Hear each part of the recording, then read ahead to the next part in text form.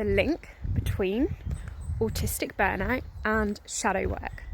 So when I was first diagnosed with autism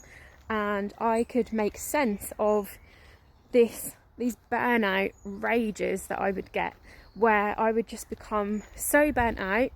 that I would just go into like, the fog would come down and I would go into like this rage situation where I would just have so much anger and frustration in my body. And when I had the diagnosis and I spoke to lots of other autistic people, they were like, yeah, that's what happens in autistic burnout.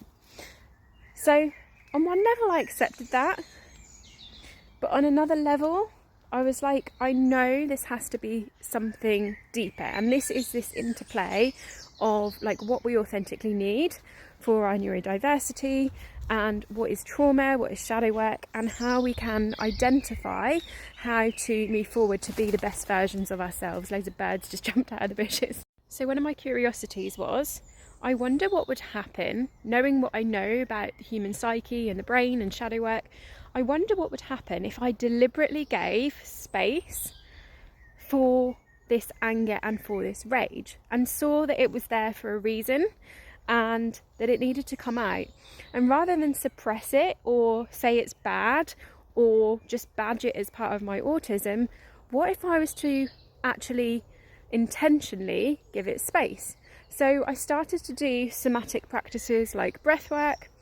to make sure I was releasing trauma from my body frequently,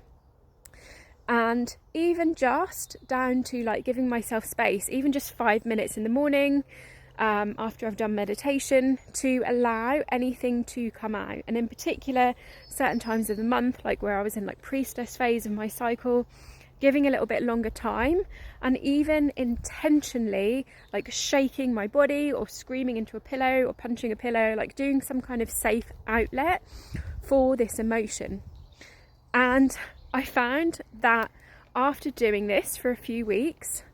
my autistic burnout has completely shifted and changed. So I still get like this monthly niggle of like, oh, I can feel like my hormones kicking in, I can feel some like frustration in my body, but because the pressure valve is constantly being released when it needs to be released,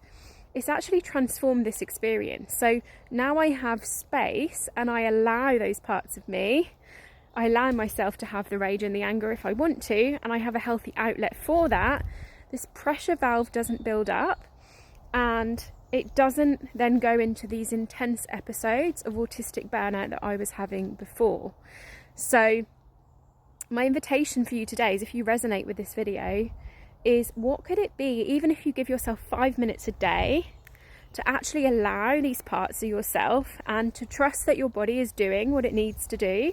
and it is releasing emotions it needs to release, and it is somatically releasing trauma from your body. Because remember, especially if you're neurodivergent and you've been parented as a neurotypical, that happened to me, there is going to be trauma in your body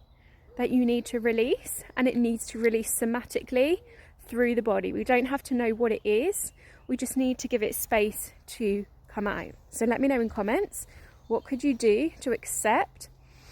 these things in yourself more today?